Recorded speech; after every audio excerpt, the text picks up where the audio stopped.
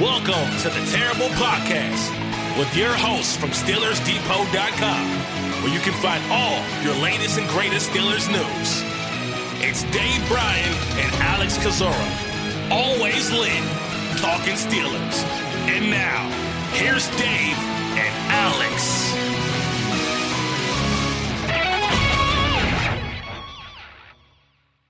Welcome to the Terrible Podcast, Season 12, Episode 89. He's Dave Bryan. I'm Alex Kozora, SteelersDepot.com. Thanks for being back with us here on this Friday show. Dave, we are just 2 days away from Super Bowl 56 between the Rams and the Bengals. It'll be a lot of fun to close out the season. How you doing? Doing good. Happy Friday to you and everybody else. And it is Super Bowl weekend. And looking forward to watching some football on Sunday. I don't know how much of the pregame I'll pay attention to. Probably some of it there. But, yeah, the final official kind of week of of football here for sure. And then immediately after that, the Super Bowl odds for next year will get updated, and then we start the whole thing all over again. So the NFL calendar moves fast, and 5 days after the Super Bowl, got some contracts set to expire there, and I guess we're coming up on about a month away from the 5 weeks from the start of the new league year. So happy Friday. Let's get after it. For sure. And the NFL calendar never stops. As you said last night, the NFL Honors, the award ceremony for 2021 was held. And the first award, you had no wait. If you were a Steelers fan, the first award went to Defensive Player of the Year. And finally, after what feels like 3 years coming here, Dave, TJ Watt named the 2021 AP Defensive Player of the Year, becoming the seventh Steeler to ever win the award. And long overdue. It's about time. That's all I have to say about that one, Dave. Yeah, look, they're really going to have a riot on their hands if he didn't win it this time, especially after sweeping all the other kind of previous Defensive Player of the Year awards from Sporting News and the NFL or PF Pro Football Writers Association and all, and you could see it heading this way, and for them to open up the show and that be the first award, and for J.J. Watt to come out there and be the presenter there, and as soon as he announced it, that big old bro hug, man! Somebody is cutting onions in my house, Alex. I don't know, a big old lump in my throat there, but it was good to see, and as expected, TJ very, very gracious and short and to the point, and even after the after that, immediately after going off stage, did like a 5-minute session, I think, with the media, and just very, very motivated to get the next one now that he has won. So couldn't happen to a better person there, and certainly well deserved. And this time, even though I think he got 42 of the 50 votes. Like to know the reason of why some of those other people voted the way they did, but everybody has their reasons, I guess. But it was about as landslide, I think, as maybe you would expect. You can make a good argument it should have been unanimous, but it wasn't. But here he is, Defensive Player of the Year for 2021, and what a resume he has now, and what a list of players. Former Steeler players he joins as having won that award. I think, 7 now in total, right? And 5 of them are in the Pro Football Hall of Fame. So that's not a bad list to be on.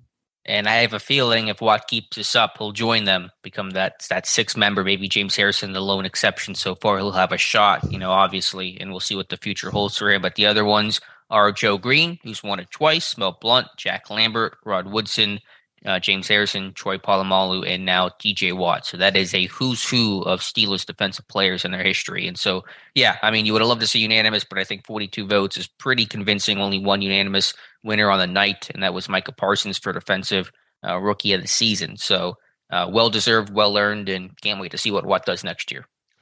Yeah, absolutely. And once again, what a tremendous season. And, as he stated in that in the post, receiving the award press conference, he'd much rather be playing in the Super Bowl than have that award. And I think he's handled this great all along, saying he's not that much into look, I mean, everybody has a competitive nature to him. Everybody wants to win. And thus a year ago, saying he took it personally, but what he does every year is not, I don't think his goal going out is, first and foremost, I want to win Defensive Player of the Year. No, I think it's just a byproduct of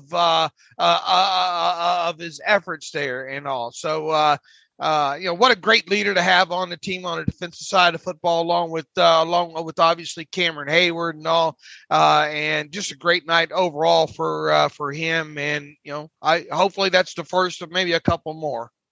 Yeah, certainly could be. And I think this one, while you're right, Watts talked about he doesn't focus on the individual goals too much. This one seems to mean quite a bit to him because, as he said, he watched JJ win it 3 times. He's been, arguably snubbed each of the last 2 years. And so to finally get this feels like a long time coming. Watt had talked about how he sat in that seat to watch someone else win that award 5 or 6 times. And now he's the recipient of it. So I think this one he's going to cherish, I think, a little bit. Do you remember how the voting went? I've already forgotten how the voting went last year. Was it as close? I mean, I'll have to look. I don't even remember if it was. I don't think it was terribly close. Right. I can try to see if I can find the votes here. Let's see. Last year, actually, it was fairly close. Aaron Donald won with 27. Watt had 20, and Xavier Howard had 3. The corner from Miami. So actually, it was pretty close. Okay, closer than what I remember. So some things. Look, I'm good at remembering some things. If it, but 1981, the third play of the season. That's all you. Some things I just immediately dump from the hard drive, if you will, because there's not a lot of space up there to begin with and all. And somebody that didn't win the award last night, kind of silently rooting for, was, of course, Cameron Hayward and, the annual NFL Walter Payton Man of the Year award. I don't know how they go about. Does it end up being just a social media vote at the end of the day? Is that how they decide that thing, or how much of voting on social media goes toward deciding the outcome of that? Look, not that Andrew Whitworth is not a very deserving. I mean, all 32 guys that were up there on that stage, have unique stories with what they do and all. But man, it seems like year in, year out, Cameron Hayward is the Steelers' choice for nominee for Walter Payton of the Year, and obviously hasn't won it yet. So was rooting for that. And look, if you're listening to this and you're proud of Cameron Hayward and you think I don't want to use snubbed when it comes to this kind of award here, but Cameron Hayward does have a foundation, the Hayward House. Probably be a nice gesture to run by there. I think you can get to it at thecameronhaywardfoundation.org and, flip a $25 donation or whatever you can afford his way. And, let him know he's the Steelers fans Walter Payton of the Year award. So I wasn't sure which way that was going to go, but man, it seems like he's been up for a couple times now and obviously hasn't won it. Yeah, you would love to see that happen, but most importantly, and I'm sure Hayward would say this, and you would agree that just the fact that you're helping the community, is all that matters, regardless of any official recognition or not. And I think in the Pittsburgh community, everyone's well aware of the impact Cam Hayward has on Pittsburgh, both on and off the field. Couple of great humans there. For sure. So good night overall. Any surprises with the NFL honors voting? I really wasn't surprised, I guess, by any award. Maybe there was some debate about Burrow versus Dak for comeback player of the year. I would have given the vote to Burrow, which is who won the award, just because he's the dude who led his team to the Super Bowl. Although I think these awards are voted before the playoffs begin, but nothing, I guess, ultra surprising in terms of the voting outcome. No, not Gerald. I mean, I guess you could debate Vrabel as coach of the year, maybe, but he did keep that team together. They obviously had a couple injuries throughout the season and were without Derrick Henry for most of the season there as well too. So no, I think for the most part they got him right. And Najee Harris, by the way, no votes for Rookie of the Year. Ja'Marr Chase winning that award. Yeah, not surprising. You just wondered he wasn't going to win, but would he get any votes? And some others did. Mac Jones got 5, and then Creed Humphrey got 2, and Rashawn Slater got 1. So there were other selections that were not Ja'Marr Chase, but Najee Harris, not one of those guys. As good of season as Najee, had obviously set the franchise rookie rushing record and had a slew of it was all volume based with Najee, so you look at what Ja'Marr Chase did. Wow. I mean, that kid just hit it running, explosive plays, big plays, touchdowns, those kind of things there. It became real apparent, I think, about, past the halfway point of the season there that it was going to be Ja'Marr Chase barring him getting injured or something. Right. Really after that first Steelers game when Chase really broke out, you realized, okay, this dude's pretty special. So my vote would have gone to Chase, but for anyone wondering about Najee Harris, no votes for him. All right, Dave, another piece of Steelers news that came out yesterday or 2 days ago. Once the Steelers season ends, days mean nothing to me. I don't know what day it is anymore because I'm in that rhythm of the season. But Teryl Austin finally named the Pittsburgh Steelers defensive coordinator. It's been long assumed and believed, and now finally official, named the Steelers DC to replace Keith Butler. And so, again, no surprise still. We've basically talked about who Austin is and what the hire is going to be like until before it was made official by the team. But now Austin will be the next DC of the Pittsburgh Steelers. Yeah, and no huge surprise there, although they did do their due diligence and all, and maybe took a little bit longer to get this name than what I thought it would possibly take there. And now I guess the question is are they going to hire a defensive backs coach to kind of replace his job? Will he continue to handle that? Will Grady Brown kind of handle both groups now moving forward? So I think that's one thing of interest there now that he's officially been named defensive coordinator there. And the only other thing, I guess, with Keith Butler gone now, Denzel Martin has been the assistant outside linebackers coach. Are we going to see him get a promotion to basically be the outside linebackers coach, or will they bring in somebody else to help handle that job?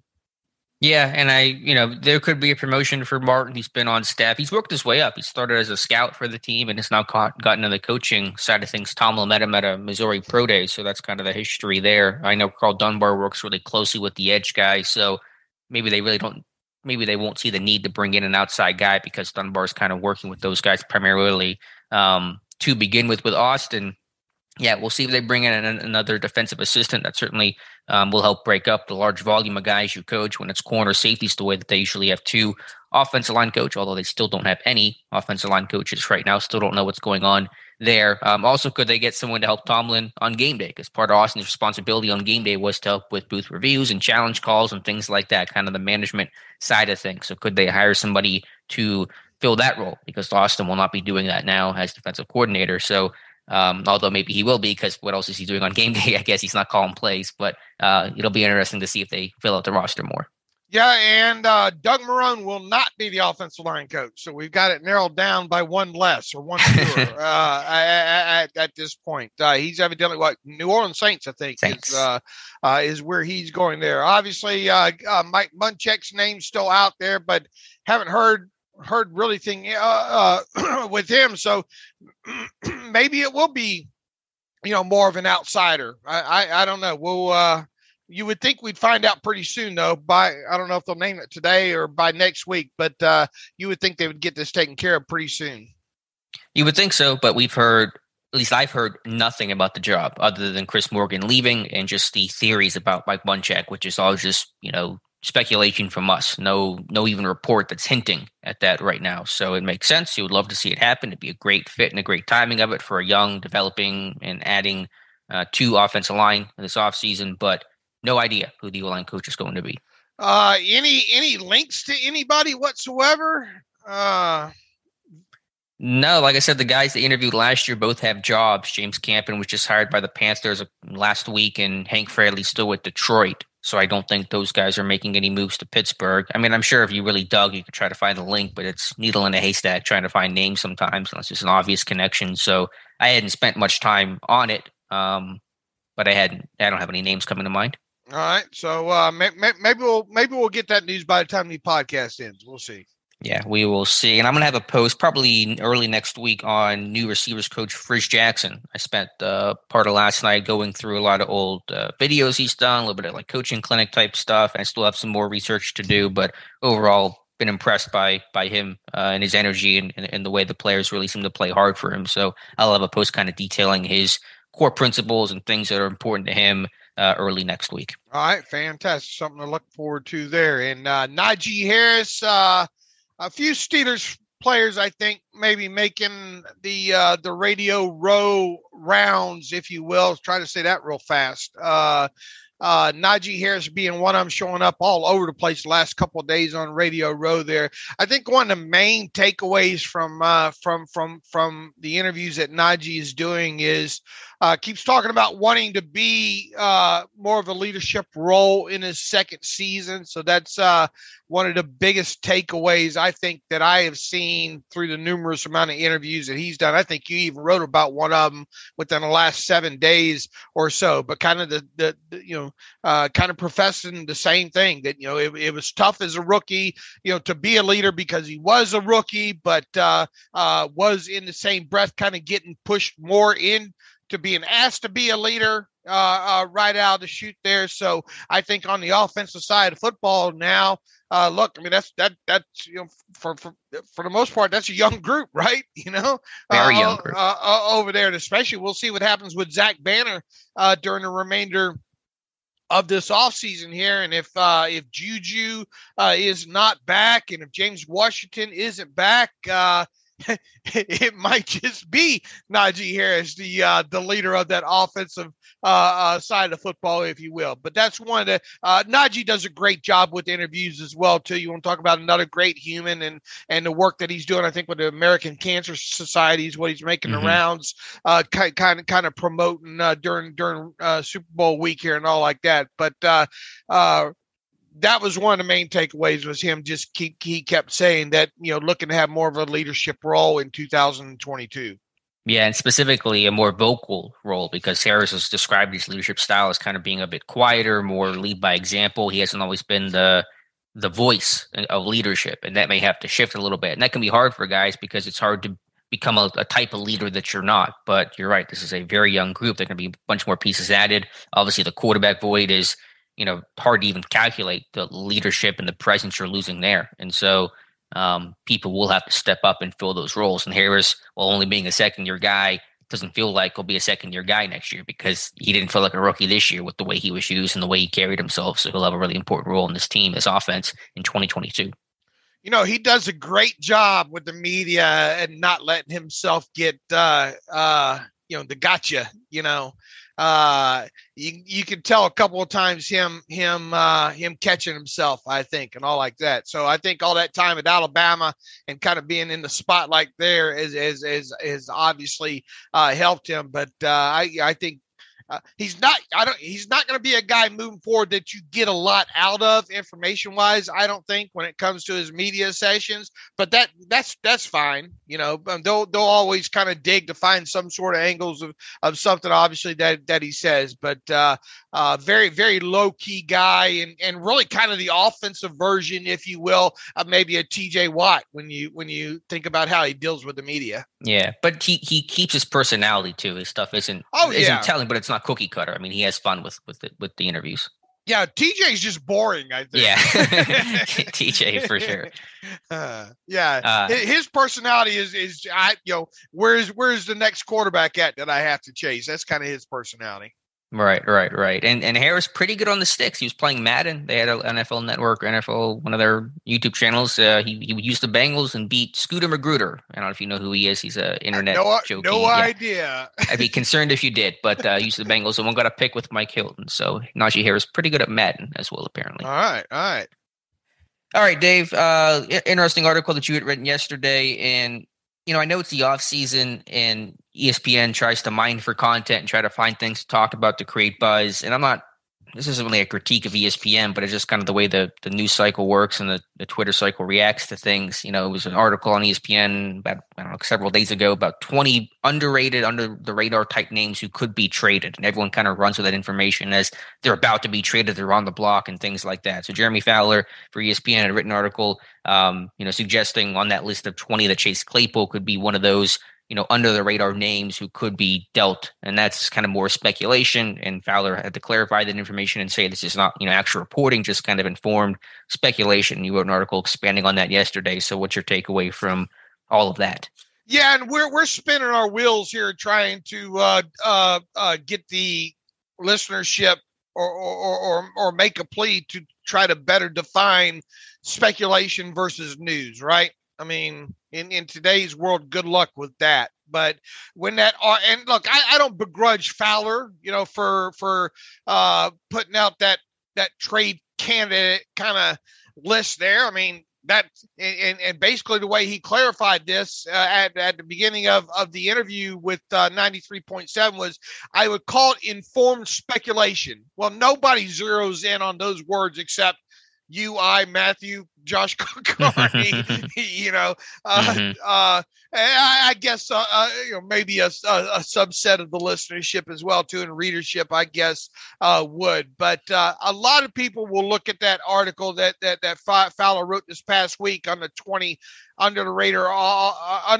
offseason trade candidates and look at that as saying, oh, well, this is a guy that the Steelers are trying to trade or will trade or something along those lines. And Fowler put it right out there at the front, but it's almost after the toothpaste is out of the tube, right? He says, so I would call it informed speculation because it is very early, so it's hard to know like exactly what teams are going to trade, Fowler said. But just going through, like talking to some other teams about some guys they might be looking for, whether it's teams, veteran agents, I just kind of asked around, and that's one of the names that came up because there obviously have been maturity issues. Production was down slightly. Fowler goes on to, I don't know why you mentioned Martavis Bryant in the same breath as Chase Claypool, especially when you're talking about maybe maturity issues, because this is night and day when it comes between with these two. Martavis Bryant obviously off the field problems and got himself suspended. Those kind of things there. I mean, Chase's stuff is just ridiculous. Sportsmanship. Kind of stuff there. I don't think Chase Claypool's a bad person. And look, I didn't think Martavis was an awful human either. It's just he made a lot of bad decisions in his life off the field there. I don't think Chase Claypool even deserves to be mentioned in the same breath as Martavis Bryant. But, for some reason, Jeremy Fowler went there. He says, I'm not saying he's Martavis Bryant, but Martavis Bryant was a very talented, big, tall receiver. Didn't work out. They moved on. This guy by no means saying he has the same issues as Bryant, Fowler says, but it's one of those things where all of a sudden you start to listen to an offer and then you get an offer like it happens pretty quickly. All right. We have kind of, I think we have brought up Claypool's name in previous podcasts, saying, maybe if you got an offer, this, that, and the other. But I think we've kind of left it at the fact that you'd have to really kind of get your doors blown off, so to speak. I think, especially now when you look ahead at the off season, what lies ahead. True or false? James Washington is gone. True, very much true. All right. True or false? Juju Smith-Schuster is gone. Well, the other day I put it at 70-30, him going versus staying. So I would have to say true to that statement. And you would kind of hedge and say, you wouldn't be surprised though if he's back. I mean, it's still sure. Very much it's not as slam dunk as a situation as James Washington though, right? Sure, but if you're gonna make me choose true or false, I'll have to go true. All right, Ray McLeod. Does it even matter? I think it matters, but I think he'll be back. All right, I think he's got the best chance of those three to return there. So let's suppose that you did lose two of them in James Washington and Juju Smith-Schuster. I mean, you telling me you're going to trade a third one away on top of it? You're just going to empty out that wide receiver. Poor Deontay Johnson will be like that Will Smith walk into the room and that empty room, look around, nobody be there. I just kind of find it hard to believe now at this point of the process that look, once again, I don't think the kid just kind of had an underwhelming season, and not really from a statistical standpoint, just from a production, maybe touchdown standpoint, big catches and big situation type standpoint. Do I think that, and one of the knocks I've had on him remains that on him, and that's him not being able to stack consistently on the outside. But everything else, I mean, he is as was advertised there, and he's only entering his third year now, so he's still on a rookie contract. He still had 2 more years of control there.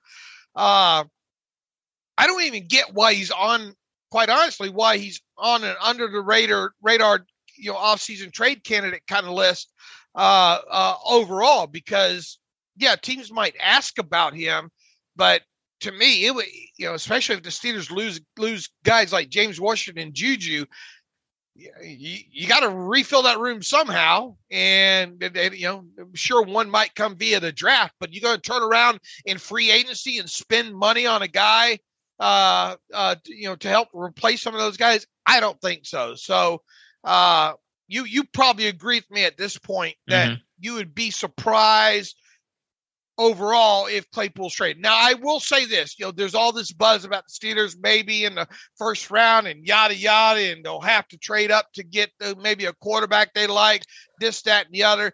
That, in my opinion, is the only way in my mind I can fathom the Steelers trading Chase Claypool is if it's some sort of move up into the round 1 kind of deal. Yeah. I really didn't pay this article much mind, because anytime you get that, list of 20 names, it's just clearly an off-season exercise, not anything that should be taken seriously or claiming to be anything that serious in the first place. It sounds like Fowler just talked to some agents, said, who do you think, could potentially be on the market? And agent just said, Claypool's had some maturity stuff. Maybe Pittsburgh. Yeah, one person probably said it. Yeah, it's probably just one person, or maybe just 1 or 2 people. And so I think that's where the exercise comes from. So yeah, I'm not under any belief or expectation Claypool's going to get dealt. His value is not tremendously high coming off of this year anyway. And with the losses Pittsburgh could have in the room, as you mentioned, wouldn't make a great deal of sense to trade Claypool right now, but I never took it as something serious or gospel to begin with. And so I think some people just kind of run with that information. Now, if you re-signed Juju and you still had Deontay in the room and you brought back McLeod and your plan was maybe to draft a wide receiver, a Z type receiver. And once again, I don't want to paint myself in a corner where I say, oh, there's absolutely no way they deal him. And even if they dealt him, I don't think it would be because of an attitude issue. I would think that they just want to go in a different direction. And once again, I would think that my informed speculation, Alex, is that if he is dealt, it would be some sort of a draft day move up into the round 1 package kind of deal. Because outside of that, I mean, what if it wasn't some sort of a package deal like that? What in the hell are you expected to get in return that would make it worth your while to dump a guy that has been fairly productive with 2 cheap years left on his deal? Yeah, that's a good point. Unless someone just compelled you to gave you a second, or I mean, at least. Getting a third for it. I mean, is that even worth it? You got 2 years out of it, and you get a third back. I mean, you're not in the business of drafting wide receivers to get semi-production out of them and then turn around and deal them for a round later pick that you originally drafted the kid for, right? Yeah, I'd be very tempted to do that, though, just overall. The question about you would trade him, not so much for the maturity stuff, though, a little bit of that, but just where does he fit best? He doesn't really seem to have a good fit in this offense. Not a great Z, slot, sketchy. There just really isn't a home for him in the way Pittsburgh drafted him to be that vertical Z guy. So if you're going to trade him, that would be the reason why. Right, because he's not the he's not an ideal top 20 Z, I don't think. And, big slot just doesn't seem like they're interested in working him there.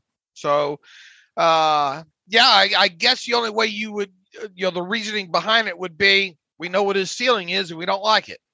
Yeah. And with Martavis Bryant, remember, Pittsburgh really didn't have an interest in trading him. The Raiders just kept upping their offer. They went from, Colbert said as much. They went from, like a 5th round pick to a 4th to a 3rd or whatever the trade terms were. And eventually the Steelers were like, well, we can't pass on that. So I think that's where Fowler makes the Bryant comparison, was if you just got a really good offer that you weren't expecting, it might compel you to make a move.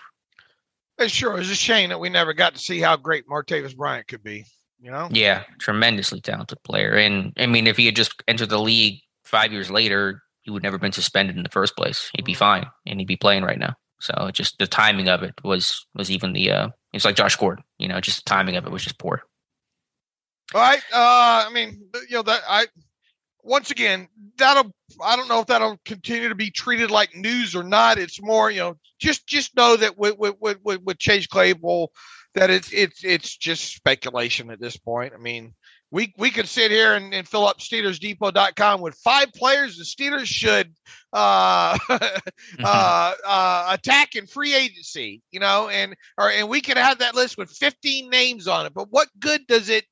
I see a lot of other sites out there do it, but what good does it do if 14 of those names aren't realistic? Yeah, we'll have, a free agency wish list that I do every year closer to the start of free agency, but it's not, it's a more rare occurrence for us, and we try to be a little bit more informed and very better unsexy, guesses. And I wouldn't click on it at all. Right. It's not, I saw someone suggest go trade for Justin Fields, stuff like that, just silly, and clearly someone just trying to fill time and get clicks in an off season where there isn't a whole lot else going on. All right, what else you got? Not a whole lot. It's been fairly quiet. We're in the Steelers Connections portion of the podcast. Deshae Townsend has been hired to be the Minnesota Vikings' new secondary coach. So kudos to Deshae Townsend. That's from Aaron Wilson reporting that, by the way. Ben Roethlisberger's last jersey heading to the Hall of Fame.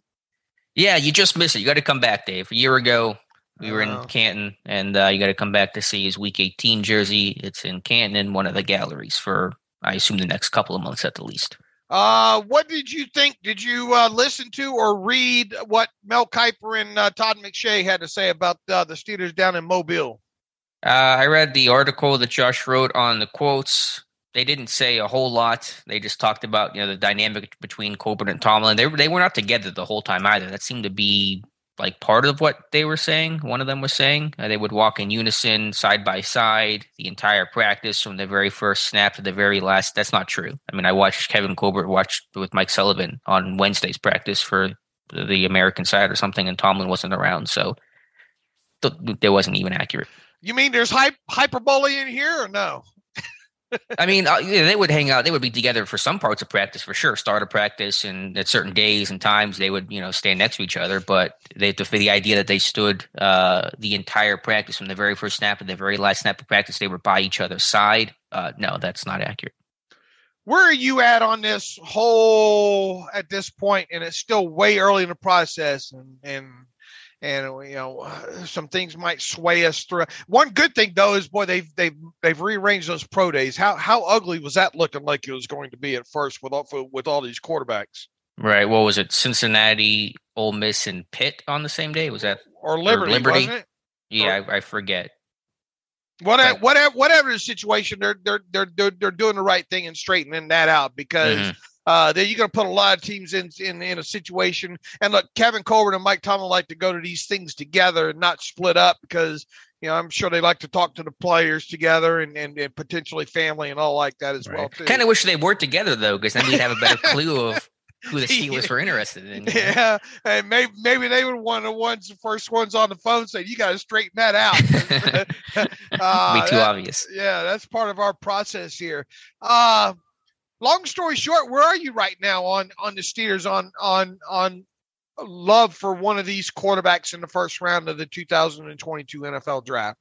Well, it just depends who you talk to. I mean, you can hear one report say they love Malik Willis. That's Daniel Jeremiah saying that. Another saying the team's not going to pass on Kenny Pickett. Like I said, I had somebody, friend of a friend, say they love Matt Corral from Ole Miss. So, what do you make of that? It's really hard to try to parse all that stuff out. But obviously, they're going to look super closely at these quarterbacks. They did down in Mobile. That's no surprise. They got that big siren going off that they need to find a franchise quarterback. That guy's not on their roster right now. I think and I hope they recognize that fact. So you better be ultra aggressive about finding that franchise guy. I think your terrible take yesterday was how quickly franchises turn around, and the Bengals go from being laughing losers to drafting Burrow and going to the Super Bowl, and the Rams make an aggressive move to trade for Matthew Stafford, and they turn their whole arc around. So, quarterback solves a lot of problems. In a 3-minute type of segment, I tried to have some optimism and some reality. And I don't know how good a job because I had to rewrite the script of that about 2 or 3 times.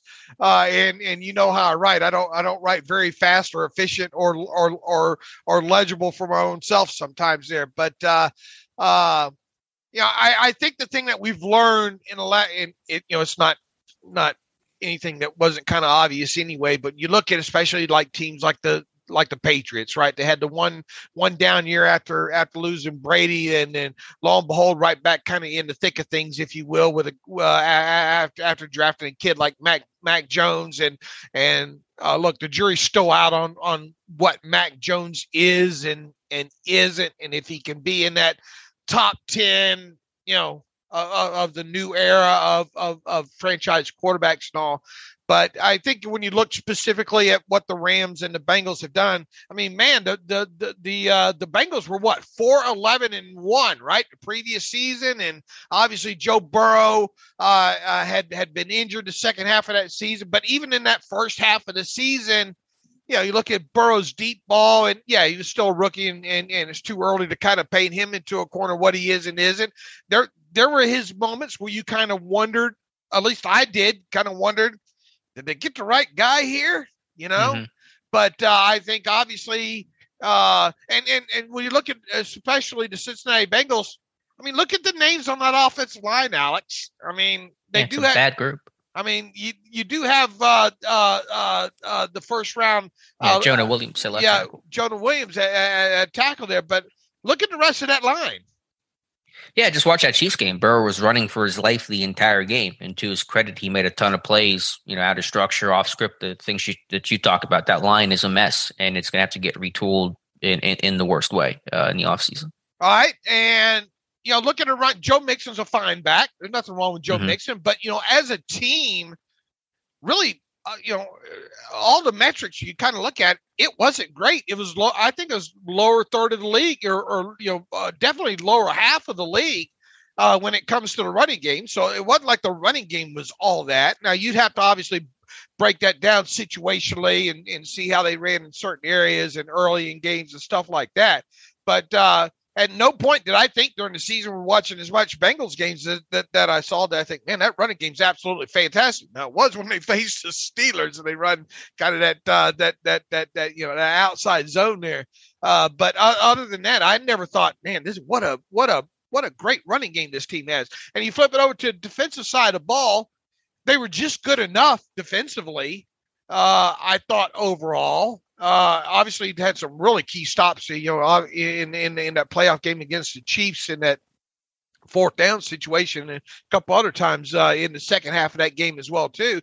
But at no time did I think, boy, what a juggernaut, all top 50 all-time defense this team had.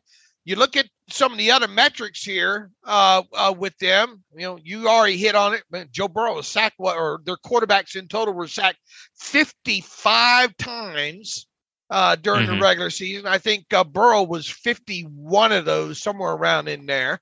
So he was on the ground quite a bit there. And you look at the God Almighty takeaway giveaway stat and differential when it comes to that, they were dead damn even. 0 there. So now one thing that sticks out to you when you look at them offensively was explosive plays. They did have their fair share of explosive plays, and that means a lot, especially when a lot of them ended up with Jamar Chase standing in the end zone for a touchdown. So there's a big takeaway there. Long story short, you look at the Rams, and as you mentioned what they did, and going out and getting a guy like Matthew Stafford. I think the key common component, you can look at this and dice it down and say, well, look at this, look at that, look at that. The Steelers can kind of match these teams in these categories going forward. They have seemingly the franchise quarterback there. So, and the Steelers obviously don't at this point. So I circling this all the way back, Alex, this team, I think, is going to make a very concerted and diligent effort to add a franchise quarterback to this roster this offseason, albeit via trade, free agency, or who knows, maybe even both there. And to drill this back down even further, where I'm sitting at right now, this was a 10-minute dissertation that I could have summed up real quickly. Where I'm at right now, I really think this team might draft a quarterback in the first round. Yeah, it's certainly possible. You got to be careful. You got to find the right guy and not just draft one for the sake of drafting one. I thought Scott Pavel wrote a good article outlining that point yesterday. But, until you find that guy, your franchise is going to be no better than average and just kind of mediocre, just wild card-ish, and probably not much more than that. And so you better find that franchise guy. And again, easier said than done. And the success rates, 50-50 at best, probably less than that. But until you find that guy, you're not going to really go anywhere. Right. And as I've said, you obviously believe, and as Scott wrote, you don't draft one just to draft one, but and who knows how they're going to have the top of this class ranked come time. But if they think one of these guys can be the guy, regardless of what the rest of us think, then you got to get that guy, right? And even if it means trading up to get that guy, if that's your guy, you go get your guy. But it's hard to imagine that they're going to have three of those guys, when it comes to the quarterback position, especially in this class. I can see them maybe having two, maybe, but I really think that they're going to have this drilled down to one guy that they think can be the guy, and they're going to make every effort imaginable to get that guy in the first round. And if they do that, whether he pans out or not, as long as they truly in their heart of hearts believe that this guy, that quarterback, can be the next franchise quarterback, then I don't have an issue with them going to get that guy. Because as you said, as you say, if that's your guy, you got to go get him. Right. I have a hard time believing that it's one of these three between Malik, Pickett, and Howe. Whoever falls to us, that's our guy. That shouldn't be the thinking, I don't think, especially in this class. Yeah, it's really got to be a guy where you sit there and bang the table and say, this is the guy. This is the guy that's going to turn our franchise around or get us into that next chapter. And if you don't really have that, like that wake you out of bed, fully awake kind of feeling guy, then that's not your guy. And if it's still early in this process and all, but I have a feeling they are really enamored with Malik Willis, just with the ups. He has the most upside, I think, the highest ceiling of the quarterbacks in this class. Going to take some polishing, quite a bit polishing. I don't know if the kid will ever get there or not, but I think when they look at him, they look at his ceiling as being what Mike could be. And I have a feeling that is the guy that they are most enamored with as we sit here today. And we'll obviously see how that plays out. But we are seeing this team cast the wide net, both in GM and in quarterback. And that's part of my terrible take today, is that it's smart to do those things, because my analogy is they're the rom-com divorced dad on the market again, trying to figure out what the dating life is like after 20 years, because they haven't had to do this in a long time. So I think it's smart to really cast that wide net, not to have a narrow focus on who you want, because you don't really know who you want, because it's been a long time since you've had to answer those kinds of questions. Or who wants you. Or who wants you, or who you don't want, and all those things. Yeah. So I'm hesitant to bring back dating things into our podcast discussion, but that's kind of the way that I look at it, because they haven't had to hire a GM in 22 years. They haven't had to find a quarterback in 18 years. And so you got to really kind of act like you never done this before, because you haven't. Tomlin's never had to find a quarterback before. He just came to Pittsburgh and there was one there and everything was groovy. And so I think the approach about casting that wide net's important. Do we have an update on that, by the way, or? I wish we did. We don't. Have you been swiping right or left on the edge, or what? Why do you call it the edge? You're like a wrestler on SmackDown, or the ledge? What? The ledge. Hinge. I don't know where you get edge from. Hinge. No, I have not even been on there. I was at the Senior Bowl. I was trying to work.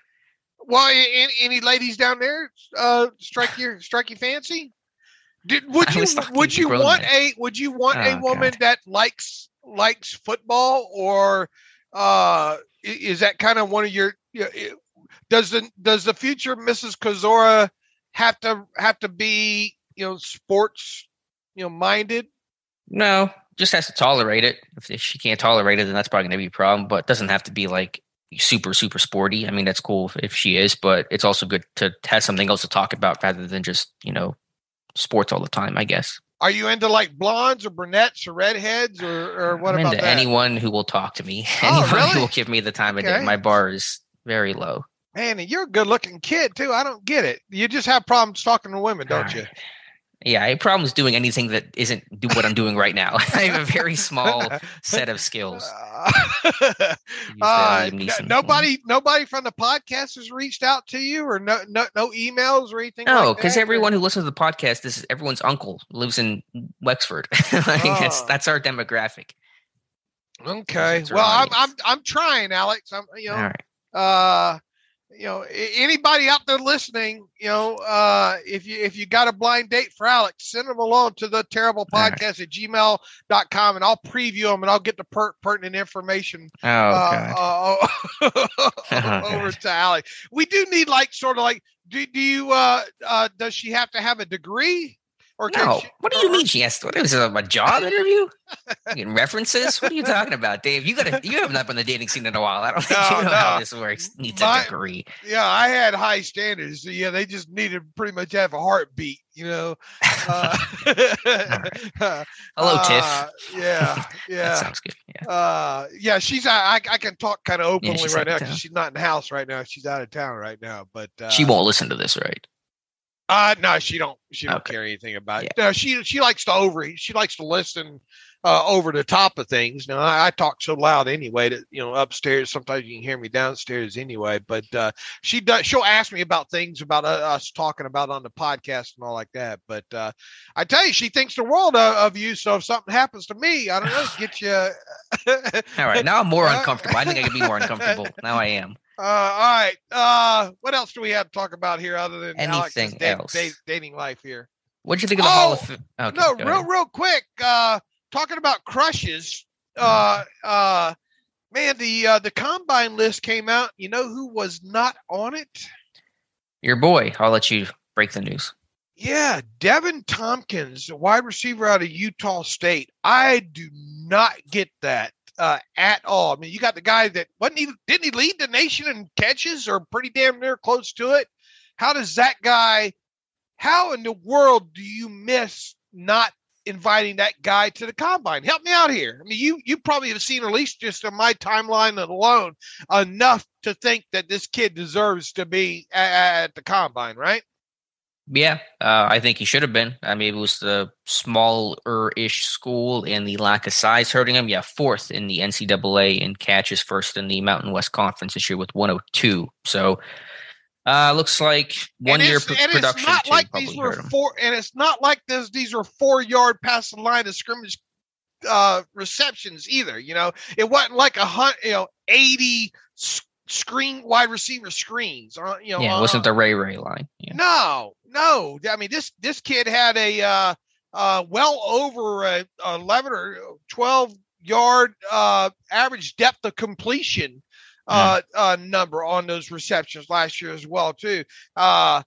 Is it height, weight, speed? I mean, or is it height, weight? Is that what's killing him? Is it because he's 5'7", 155 pounds? Is that what's keeping him from from the combine? I don't get it. I'm looking for anybody to help explain this to me.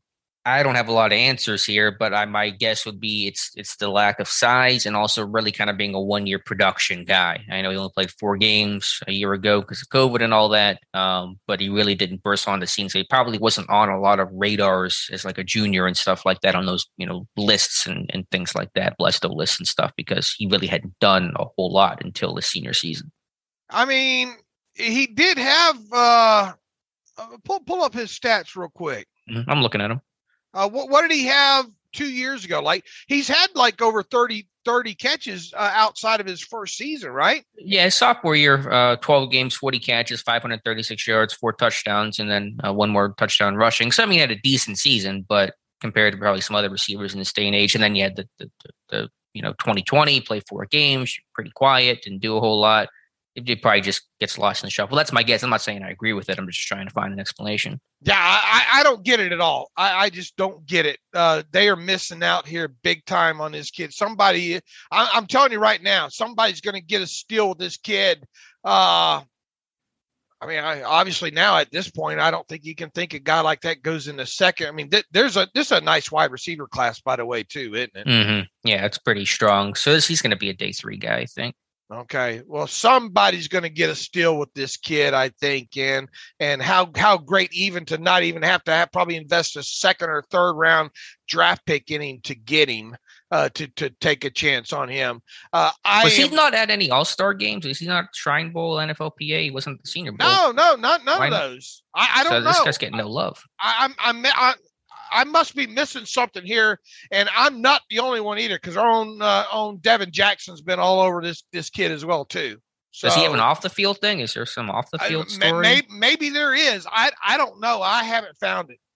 Found it. So unless this kid's got some serious off the field issues or something like that, I don't get it with him. And you would probably know if there was because it was an off the field thing. It'd be like a big thing, like domestic violence or something like that, and you would know about that. I'm guessing that's not an issue, right? And guys like Devin Jackson, some of these other guys that have been touting this kid on the Twitter machine the last couple of months too. And this kid just didn't all of a sudden come out of nowhere. I mean, there's obviously been talking about, and it's not like he plays for 2A or something like this. I mean, I watched a lot of Mountain West, games, and there were a couple of times even before the season, and I think I posted a clip or two of him as well too. So I know I shouldn't spend 15-minute segment on this, wonder why undersized wide receiver. And as I've said several times too, I am very biased when it comes to measurables, but I've really tried to open my mind and give this kid a chance. And it's got to the point now where I can't stop watching tape on him because I want to see what else, what am I missing here on him? And outside of he makes contested catches. He catches the football with his hands. I mean, he makes people look absolutely silly in these routes. Now, yeah, I'd like to see him have to face maybe some more press coverage and all, but when you have a guy like that, your job is to kind of get him free releases anyway, isn't it? Kind of scheme them into your offense and all as well too. And Utah State did a hell of a job at doing that. So you're looking for something fun to do over the weekend, man, go find some clips. Just look at my timeline on him, because this kid is amazing. So anyway, I'll get off my soapbox here. Was anybody else left off that combine list that kind of caught your eye? Yeah, I'm probably not the best person to ask. I was more familiar with Senior Bowl names, and most of those guys get the invite. Sterling Weatherford, though, from Miami, Ohio, didn't get the call. Safety linebacker type of guy. There'd been a good chance for him to work out in drills and stuff like that. So that was a mild surprise, just not seeing a Senior Bowl guy not get the combine invite. All right. I'm sorry to spend, I've just been all over Devin Tompkins and I really, when that list came out, I was so sure he'd be on it that I didn't look for his name on it. So it took by the end of the day for it to circle back around to me that Devin Tompkins was not invited to the combine. Yeah, that's very surprising. I think it's clear that's my crush this year, and unfortunately now I got a crush that's not even going to go to the combine, and we're not going to get all those nice fancy stats on him and all like that. So I might have to find me another draft crush here. Don't cheat on Devin Tompkins just because he didn't get the invite. Boy, I tell you, people say, "Well, I thought Romeo Dubs was." Well, Romeo Dubs is so 2021 right now when it comes to some of the things that Devin Thompson does. But once again, I think what is evident by me doing some of my homework already. You obviously have looked as well too, coming off the Senior Bowl trip and all.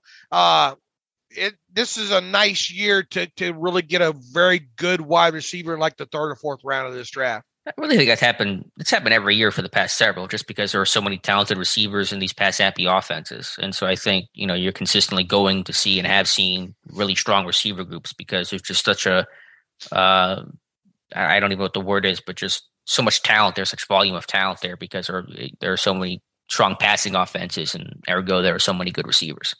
Not a good year on the offensive side of football for centers. I don't think. I think it's an okay year for tackles. I think it's about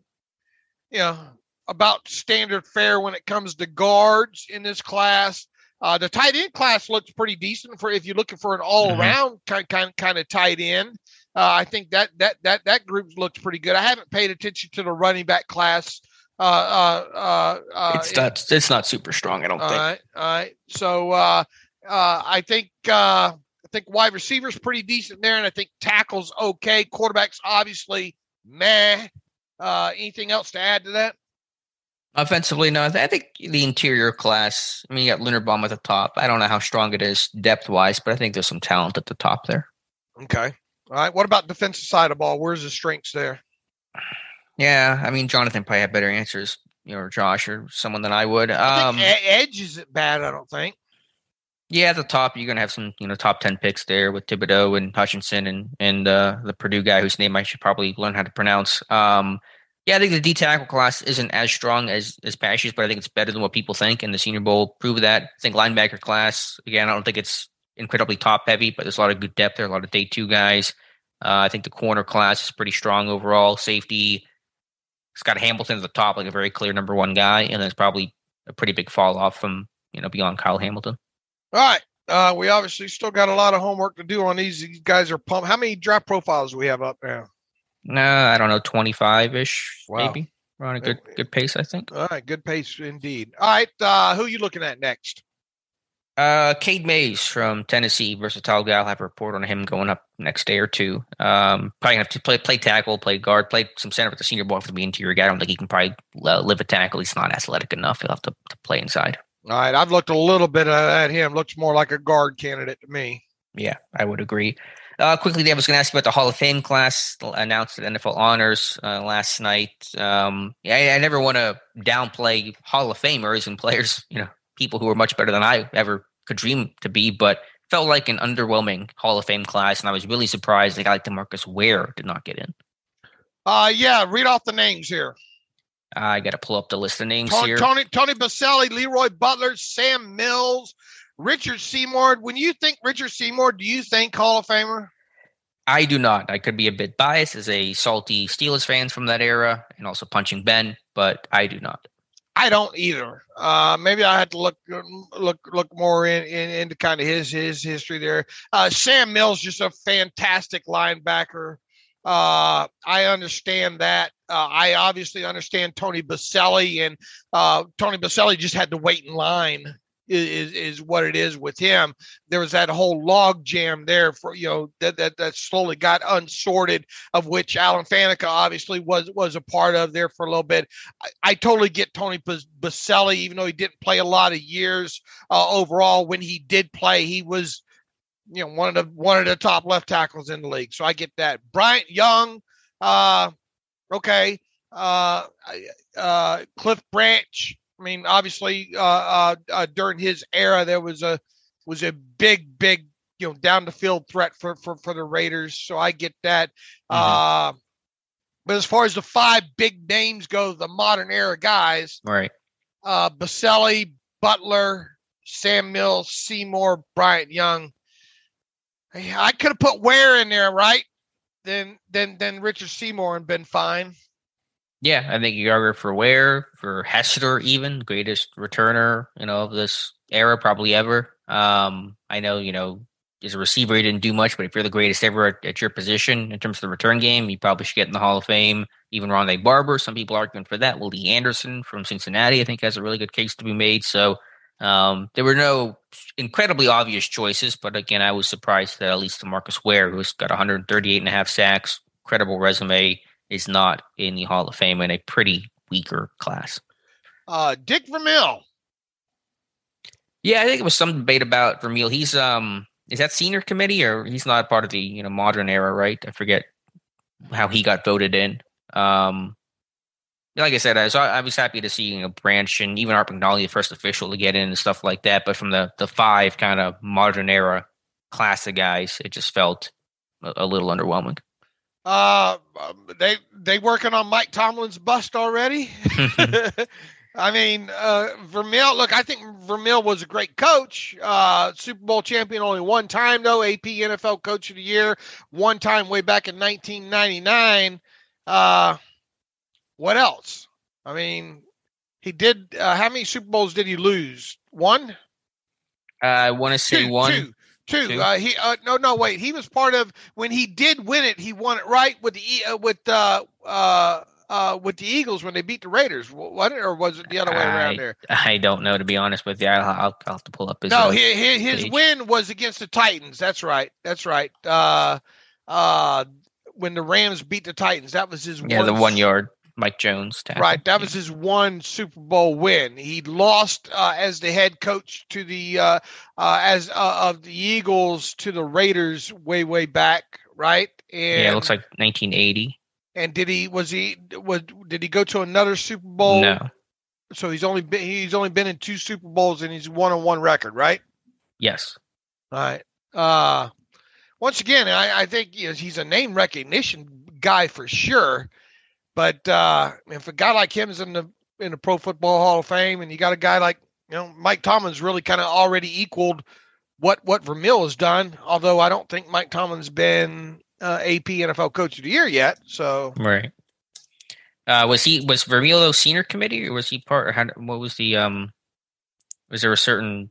Well, he obviously wasn't. He obviously wasn't one of the one of the five, modern era people. So maybe that was senior committee one there. Yeah, I think it was. Yeah, senior finalists, and so they're getting in under different terms than say Tomlin would be for at least quite some time. All right. So yeah, I agree. Kind of underwhelming for sure. Yeah. But anyway, congrats to all those guys. And I think Baselli getting in is great to see. And Sam Mills, I think a lot of people were just happy for the person. I know he's passed away, but just happy to see that finally happen. All right, what else do we have? Should we get to some talk about the Super Bowl here? Yeah, got the big game here. What are your big game plans? You doing anything fun? I'm sure you're having a grand old time. Boy, we got a lot of good old things planned here at the Metroplex. No, nothing at all. Just sit around all day and get ready to watch the game, and then actually watch the game. So that is it. Real exciting stuff there. There you go. All right, Dave. Well, on that note, again, we'll make our picks here shortly, but as we always do every Friday, and for, I guess, one final time of this football season, our friends over at MyBookie, big sponsor of the podcast for a long, long time, so shout out to them and tell us about MyBookie, Dave. Absolutely. We'll talk about MyBookie. Alex, when it comes to gambling, you always want to make sure you're getting the best bang for your buck, even in Super Bowl weekend here. That's why I always bet with MyBookie at mybookie.ag. At MyBookie, you can bet on all your favorite sports with exclusive promotions, contests, and more to find your winning bet. Right now, today, and this weekend, when you make your first deposit with MyBookie, you instantly receive double your first deposit. It's easy. All you have to do is go to mybookie.ag, sign up, use promo code TERRIBLE at sign up. That's terrible. And MyBookie will double your first deposit instantly up to $1,000. How's that for fast money on Super Bowl weekend? You can obviously use your extra funds to bet on the Super Bowl this weekend, and oh boy, do they have some props to go along with it. Obviously, you can bet on things like the coin flip and just crazy stuff. A few of Alex and I will hit on here in just a little bit to show you the vast amount of kind of bets that you can make on Super Bowl. But if you are betting this weekend, we hope that you would use mybookie.ag. Not only do they have a great interface there online, their app is absolutely fantastic as well too. This promotion is only available for limited time, so don't miss out. Head to mybookie.ag and use promo code TERRIBLE and secure your double deposit bonus today. That's promo code TERRIBLE, so you can double your funds to double your winnings. Bet anytime, anywhere with mybookie.ag. So once again, we appreciate them for being a podcast sponsor. All right, Dave, let's make our picks for Super Bowl. What is it? LVI? 56. LVI 56 for sure. And according to my bookie right now, we have the Rams favored by 4.5 points over the Bengals. The over and under on this is 48.5 points as well too. What say you, Alex? Let's see. Long story short, I'm going to go with the Rams in this one. I know that Burrow's created so much magic, running for his life and, overcoming that comeback against the Chiefs in the AFC title game. But the Rams defensive line, their pass rush overall, I think is just too much with Donald and Miller and just even a guy like Greg Gaines. It's just going to be too much, I think, in the Super Bowl, just in the way that you saw last year. The Chiefs offensive line fold against Tampa Bay, and Mahomes, for as good as he was, just couldn't do it all. And there was going to be a limit there. So I'm going to go with the Rams in this one, 27-23 over the Bengals. When you look at what these teams, the almighty adjusted net yards per passing attempt stat here, and you look at what the Rams did offensively and what they did defensively, they were the better team on both sides of the football. The Bengals were 0.1 higher offensively than the Rams were, but the Rams had the better defense here at a 5.3 defensive adjusted net yards per passing attempt stat there. The Bengals clocked in at 6.2 overall in that stat there. You look at, we talked earlier in the show about differentials and takeaways and those kind of things there. I think that matters as well too. I think the Rams pound for pound had the better offensive line. I think they just had the better defense altogether. I think this is an even bigger stage. Look, I mean, there was a point early in that Chiefs game where it looked like they might get railroaded there, and the Chiefs kind of helped stepped on their own foot, throughout that game as well too there. I think the Rams win this one. I'm with you. I think they kind of win it going away as well too. By that, I think more than a touchdown total here. So I'm going to have this at a weird 28-20 score here. Overall, I think the Rams get to 28 the hard way, if you will. So I think the Rams cover this over the Bengals for sure. All right, let's see. A little bigger margin of victory for the Rams as I do, but so the Rams win. I have it 48 points, so I have it going under. What'd you have the score at? 27-23. So I'm at 50 total. So you have it over there, but we both had the Rams covering there. All right. Let's look at a couple of props real quick here. Let me scroll down a couple of them here. Team total. Let's see. Oh, what was the Stafford bet here on this? Let me see if I can find. By the way, we're once again doing the Steelers Depot online contest where we have 20 questions for you to answer via form, and if you answer those, the one who answers the most quickly, or correctly, they're mostly prop bets, obviously, heads, tails, those kind of things, and over unders. Whoever answers the most and gets the tiebreaker will obviously win a cash prize. So look for that post to come out Saturday morning, I think, is when we're doing that here. All right, okay. Matthew Stafford. Over under interceptions really is 0.5. So will Matthew Stafford throw an interception in this game? I'll say yes. I will say yes as well too. Let me see if I can find another Stafford here. Feels like a pretty easy one. They've been aggressive this year. I think Bengals get them at least one time. Let's see. To score a TD, will Matthew Stafford score a TD anytime? And I'm assuming that's not passing, obviously. Yeah, so like a rushing touchdown. Right. No, I'll take a no to that, I guess. Heads or tails? Tails never fails. I'll go with tails never fails. I also don't think Stafford will score a touchdown in this one. Where are my passing stats here? I'm going to have to go back to the form here real quick and see. Will Odell, let's see. What would the first offensive play of the game be? Run or pass? I'll say a run. I will say run as well, too. Which team will commit the first penalty of the game, Rams or the Bengals?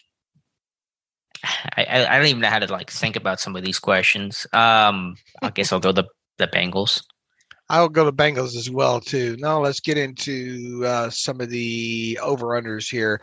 Joe Burrow, over-under 276.5 passing yards.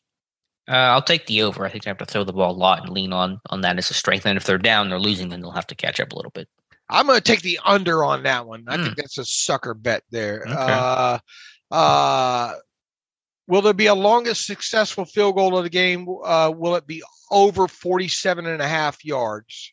Man, McPherson's been booming them. Gay has a pretty good leg. Might be a little risky, but I'll take the over. Yeah, there will be one longer than that. I'll take the over as well, too. Let's see. Who will record the most receiving yards, Cooper Kupp or Jamar Chase? I mean, that's tough. Will Chase get those big plays? Because, Kupp's going to get some volume, but they're going to try to bracket Kupp away. I'll go with Cooper Kupp. I'll go with Chase on this one. I think they do. I think the Bengals do everything they can and not let Cooper Kupp beat them. So that'll but Ramsey's going to be on Chase, though, right? So that's going to be a tough matchup. Who will record more rushing yards, Cam Akers or Joe Mixon? Man, is Mixon going to find headway behind that Bengals offensive line against the Rams defensive line? I'll go Mixon, though, but I don't think either team's going to run the ball to a high degree of success in this game. I'm with you, but I do think Akers bust one in this for 35, 40 yards. Okay. So I'll go with Akers have the most rushing yards. So that there's just a sampling. You look at the MyBookie website, like 104 props. I think. Oh man, they've gone up even now. 321 props. What's the most obscure one? Can you find one that's just so? I mean, some of those are pretty obscure, first penalty and stuff. But is there one that's just so? How could you even predict? Besides Gatorade, why don't do the Gatorade color? Let's see. How about first reception yards for Jamar Chase? 11. Will Jamar Chase's first reception of the game be over or under 11.5 yards? I like that one. I'll take the under on that one. How about Samaje Perine? First reception over under yards, 4.5.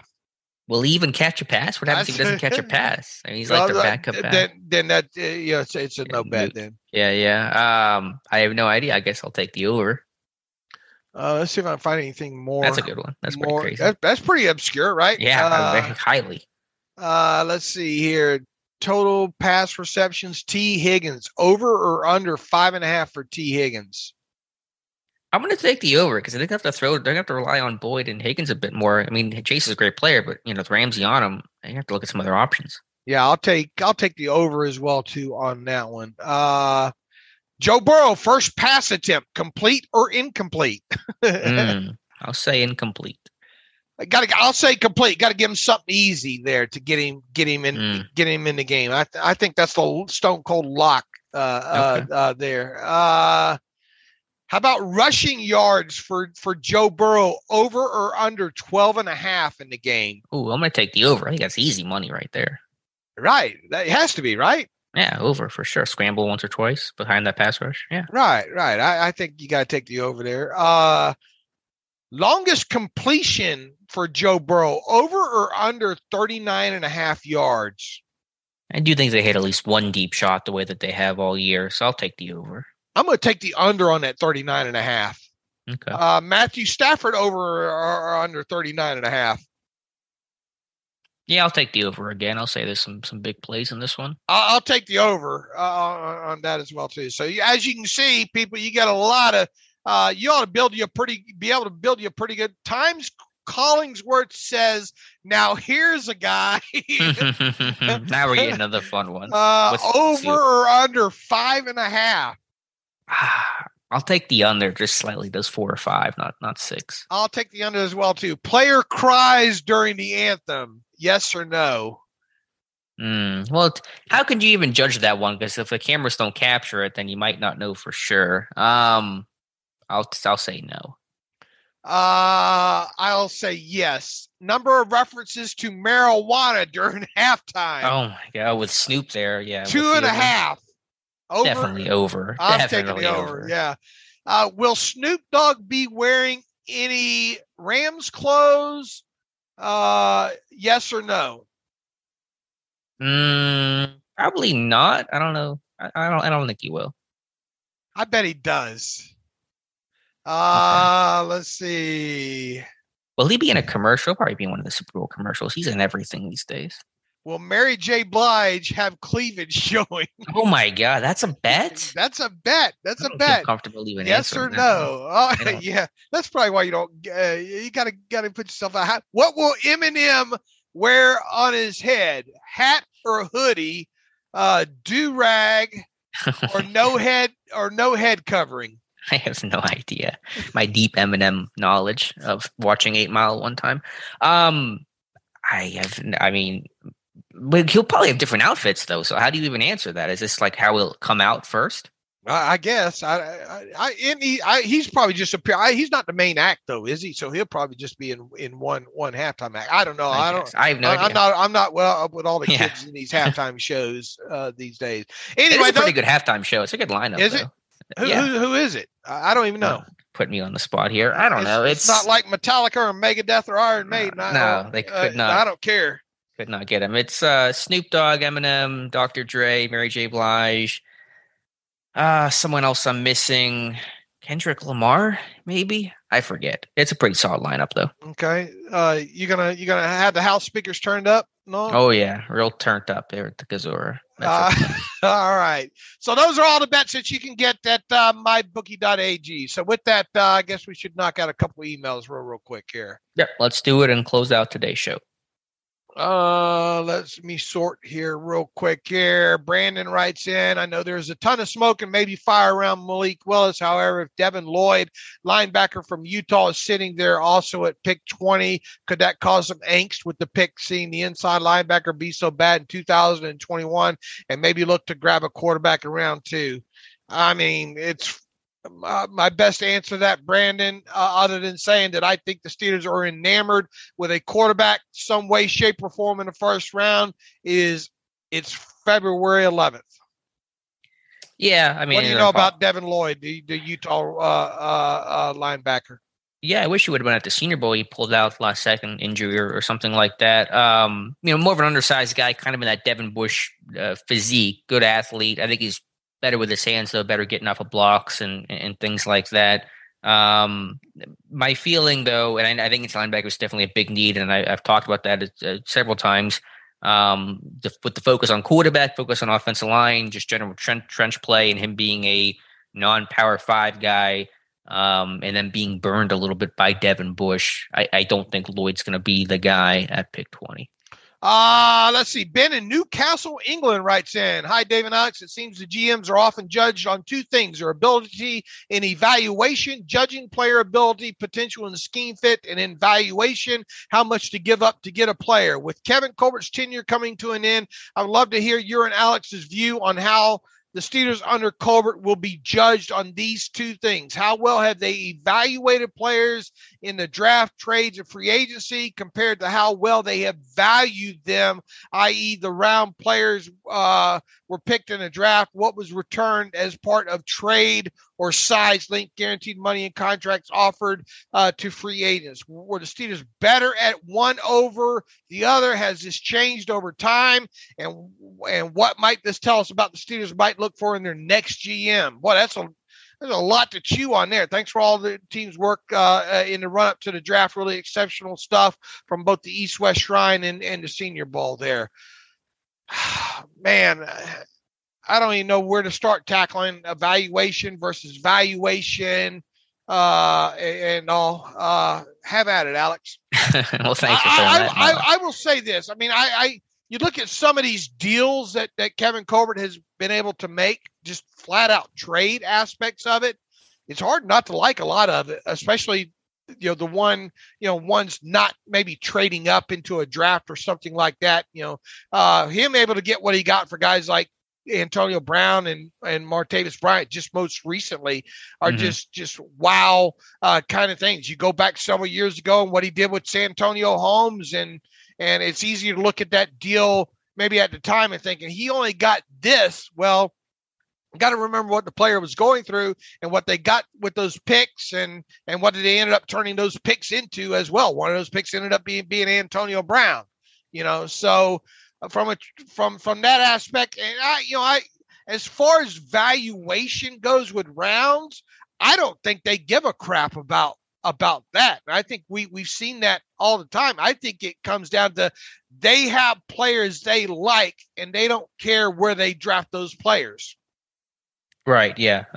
They very much have their board and they stick to it. They don't really care what the conventional wisdom is. And even for the trading up in drafts, not that it happens often. I know Devin Bush is a negative mark, but the other two selections, Santonio Holmes and Troy Polamalu, pretty good guys to trade up for. One, Super Bowl game-winning catch, and the other a Hall of Famer. So I think from a draft perspective, while we in the weeds look at every single negative pick, and we have such a intimate knowledge of it, Steeler fans I'm referring to, but just looking at it at large from a third person aspect, an NFL fan, it's been some really good draft classes overall. I think Steelers have drafted extremely well for being very small players, by and large speaking, in free agency. A team truly built through that draft. Every GM talks about building through the draft.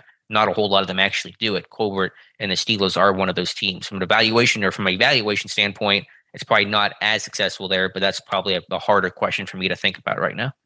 Right. I mean, look, and you can point to guys like he's had his misses for sure, right? Artie Burns and Jarvis, right? Sure. Some of those guys, and some of those guys you could see coming. I think I was not very happy about the Jarvis selection years ago just by watching his tape and all like that. And look, I think it's a collective here because there's no way Kevin Colbert sits down and watches, 5 games each on these players, throughout the offseason there, so, but I do think they have guys that they like and I don't think they care, they liked Terrell Edmunds and they didn't care that they had him, maybe a round or two higher than other teams. They don't care. So if they don't care about the valuation other than where the guy fits in their own valuation, I don't, it's hard to, it's, I guess the question is to kind of judge it against other teams, but I mean, when one team has a system where they really don't care like that, it's hard to evaluate compared to other teams. If that makes sense. Yeah, and it's just rare to have one, GM to run a team for 20 years, just to have that rare continuity. The scouting staff's been very unchanged over the last decade or so. So, you learn from Ron Hughes, which is where Colbert kind of learned their scouting system from. It's just a pretty unique position to be in general. It's hard to judge against other teams that have so many changes and so many new pieces to come in every 2-3 years, it feels like. All right. Braden Miller writes in, Dear David Knox, first time reaching out to you guys, but I appreciate the hard work you both do in regard to a full season Steelers coverage. The main question I had is if the outside linebacker need a specific position coach now that Keith Butler officially retired. I thought at some point during his DC years that he was also in charge of the outside linebackers for positional coaching. Is my understanding correct, or do the outside linebackers fall under Jerry Olsavsky since he's the linebackers coach? Answer that for Braden. Well, thank you for emailing us, Braden. Appreciate you sending in the question. As you probably heard earlier, Carl Dunbar, the defensive line coach, works most closely with the edge guys because they're basically glorified defensive linemen. They drop into coverage only 10% of the time now. And so you watch training camp, it's Dunbar primarily working. Could they promote Martin to that official title? Sure, they could. Martin also works with Dunbar pretty closely as well. And so they're all kind of lumped and grouped together. I think Butler did work with them whenever he was a linebackers coach as well. But, when he became DC and when Dunbar was hired, he kind of took on that role as the edge guy more. All right, I think that's it. We got about an hour and a half in on this Super Bowl edition of the Terrible Podcast. So I think that's a good time to kind of jump off here. Alex, we will be back on Monday talking about what happened in the Super Bowl and probably talking about some odds for the Steelers and whatever else might transpire. Who knows? Maybe we'll be talking about a new general manager or offensive line coach or something along those lines as well, too. So great job. Appreciate it. Make sure you get by mybookie.ag and get those bets in. Make sure you get by SteelersDepot.com on Saturday or Sunday before the big game and get in our Super Bowl props contest as well, too, there. We'd love to have you, and we'll have a thread up, obviously, a discussion thread for the game on Sunday for the Super Bowl. Hope you drop by and visit us there as well, too. So in the meantime, you can follow me on Twitter at Steelers Depot. Follow Alex on Twitter at Alex_Kozora. Follow the show at Terrible Podcast. Email the show, theterriblepodcast@gmail.com. If you like what we do and want to donate to the cause, go to SteelersDepot.com and hit that donate button. Also, if you like an ad-free version of the site, please go to SteelersDepot.com and hit the ad-free button and get one that way. A lot of draft profiles coming up these days, so it should be a fun weekend. A lot of content coming up on the site as well, too. So with that, as always, thanks for listening to the Terrible Podcast with Dave and Alex.